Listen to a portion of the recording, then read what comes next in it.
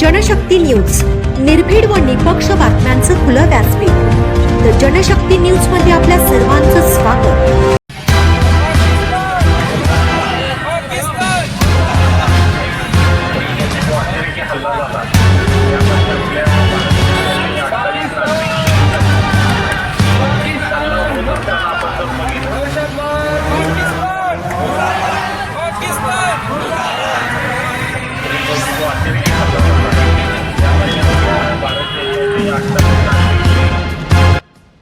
पलूस येथील मुस्लिमांनी केला पहलगाम येथील अतिरेकी हल्ल्याचा निषेध।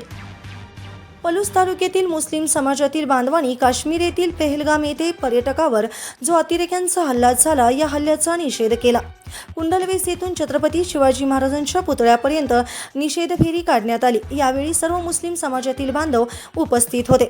समाजाचे अध्यक्ष मुनीर मखदूम, भाजपचे अमीर पठाण, इक्बाल मुल्ला, जब्बार शिकलगार, मुन्ना अत्तार, वाहिद मुल्ला यांच्यासह तालुक्यातील मुस्लिम बांधव मोठ्या संख्येने उपस्थित होते।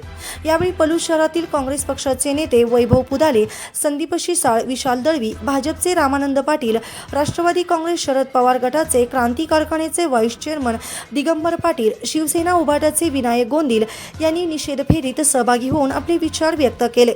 यावेळी बोलताना विशाल दळवी यांनी आपल्या आक्रमक भाषणात सांगितले की पाकिस्तानवर हल्ला करण्याकरता मुस्लिम बांधव ही बरोबरीने सहभागी होतील। भाजपच्या रामानंद पाटील म्हणाले की निषेध फेरी काढून मुस्लिम बांधवांनी राष्ट्रीय एकात्मता दाखवली आहे। या अतिरेकी हल्ल्याचा निषेध वैभव पुदाले यांनी तीव्र शब्दामध्ये व्यक्त केला।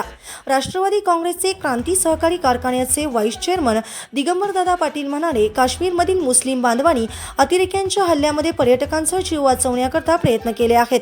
पलूस तालुक्यातील सर्वजण जातीय सलोखा ठेवून कार्य करूया। या हल्ल्याचा तीव्र शब्दामध्ये मी निषेध व्यक्त करतो, असे मत त्यांनी व्यक्त केले।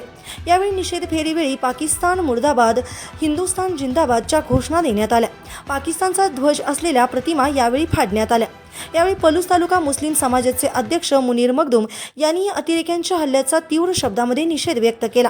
पर्यटकांच्या संरक्षणाची जबाबदारी म्हणून कायदा सुव्यवस्था अबाधित राखण्यासाठी सरकारने प्रयत्न करावेत आणि पाकव्याप्त काश्मीर आहे तो मुक्त करण्याकरता युद्ध पुकारून आपण आपले काश्मीर परत मिळवूया। तसेच अतिरेकी हल्ल्याचा मी निषेध व्यक्त करतो, अशा स्वरूपाचे निवेदन मुस्लिम समाजाच्या वतीने तहसीलदार यांना देण्यात आले।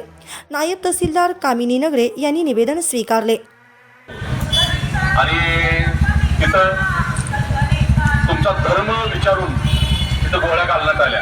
ही बात खरीच आहे। याचा उद्देश काय होता तर हिंदुस्थानामध्ये 140 कोटी जे सर्व समाज, सर्व धर्म एकोपेन राहतात, त्यांच्यात विष्णुदुष्ट होऊन त्यांच्यात भांडणे लावून दंगल घडवण्याचं काम या अतिरेक्याचा या उद्देश होता। खरं तर आज आपण ज्या 28 शहीद झाले जे नागरिक, त्याचबरोबर काश्मीरमध्ये आदिल नावाचा एक मुस्लिम समाजाचा युवक ज्यानं एका पर्यटकाच्या महिलासाठी स्वतःचा जीव अर्पण केला।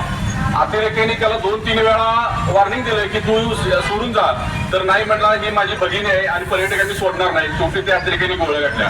हे सांगायचा उद्देश ज्या अर्थानं आपण सर्वजण आज हिंदू किंवा सर्व समाज देशाबद्दल प्रेम करतो, त्याच्यापेक्षा जास्त मुस्लिम समाज सुद्धा या पुढे पाठीमागणं हे सांगायला मला उपाय पाहिजे। आणि आपण असेच येणाऱ्या काळात सुद्धा एकोपण राहिलं पाहिजे। त्याचबरोबर मी एक नागरिक आणि पलूसच्या वतीनं त्या केंद्र सरकारला एवढं सांगेन की आता जे सरकारने जे पावलं उचलले त्याच्याबरोबर आम्ही तुमच्या पाठीशी नक्कीच आहे। पण येणाऱ्या काळात एखादा मोठा निर्णय जरी पाकिस्तान अणुबॉम्ब टाकायचा निर्णय सरकारने जर घेतला त्यावेळी पलूस आणि पलूस तालुक्यातले सर्व हिंदू असो ते मुस्लिम आहे सर्व समाज तुमच्या पाठीशी राहील। पाकिस्तान मुर्दाबाद, पाकिस्तान मुर्दाबाद। जो अतिरेकी हल्ला झाला त्यामध्ये आपल्या भारत देशाचे 28 नागरिक शहीद झाले। हे हल्ला होत असताना आपण जर बघितलं 150 कोटी देशात आपण किती चांगलं गुन्हा राहत असताना आपल्या चांगल्या लोकांची आपली गरज नसताना तिथे मोठभर हातातल्या लोकांचे पण आपले संबंध तणावाचे होत आहेत। तरी आपल्यावर त्याचा किंवा आपल्या इथं पलूस आणि यानंतर सुद्धा होणार नाही असं आपण भावाभावाप्रमाणे जर आल्या। आणि मी पाकिस्तानचा निषेध करतो आणि तिथे जे शहीद झाले त्यांना